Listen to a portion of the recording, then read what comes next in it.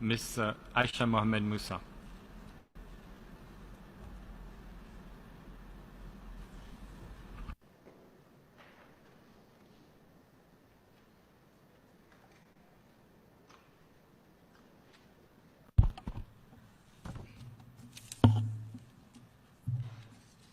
Mr. Antonio Guterres, Secretary General of United Nations, distinguished delegates, ladies and gentlemen, let me express my appreciation to the Secretary General for the warm reception we have received and for the organization of this important conference.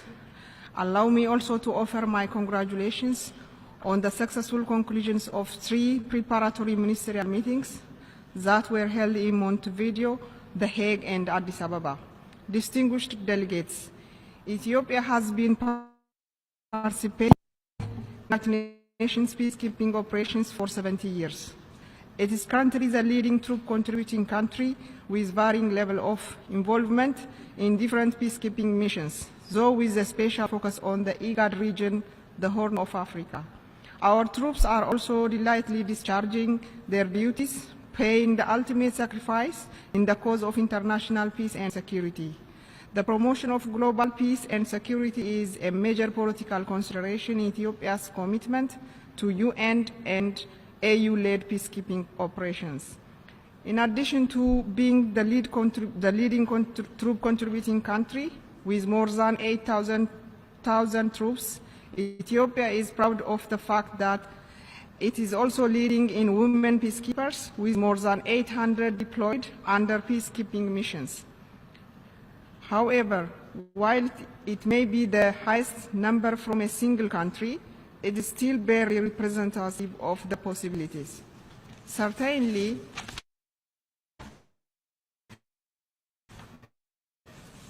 increase the number of uniformed women at national level in trainings, including preparation for the peacekeeping missions. We did, I think, demonstrate our resolve in this respect when co-hosting with Canada the ministerial preparatory meeting on women, peace and security in Addis Ababa earlier this year.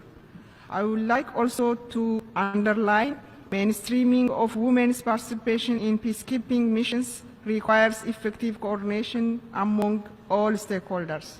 Mr. Secretary General, we actively participated in the development of the 2018 Action for Peacekeeping Declaration and remain committed to pursue its sustainable implementation both in operational theaters and in policy making. The declaration identified a number of priorities, including the primacy of policies, the role of women in peace and security, the importance of partnership, as well as safety and security of people, particularly women and children. These are all areas in which we can contribute substantially. Mr. Secretary General, distinguished delegates, Africa faces a heavy burden of inherited conflict, however, perhaps than any other region.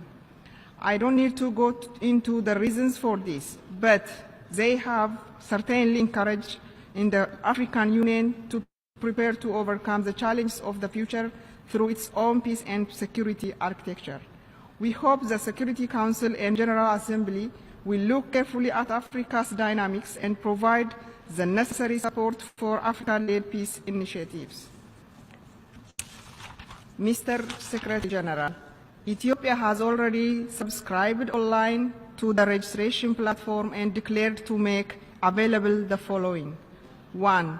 2 fully equipped battalions of uniformed peacekeepers to fulfill identified gaps identified in the current UN peacekeeping operations.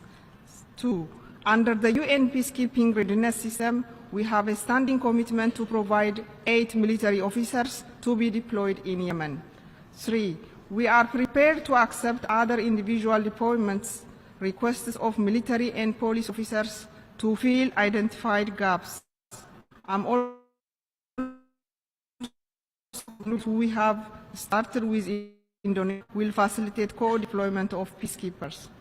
Let me conclude by once again reaffirming our support to the UN Secretary General's initiatives, including the reform of the security pillar, which strengthens commitment to the primacy of policies and prevent effective diplomacy for promotion of sustainable peace in the world.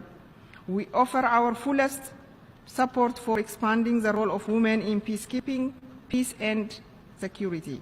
And I believe the commitments here today can properly and seriously contribute to this endeavor. I thank you. I thank Her Excellency Ms. Aisha Mohamed Musa,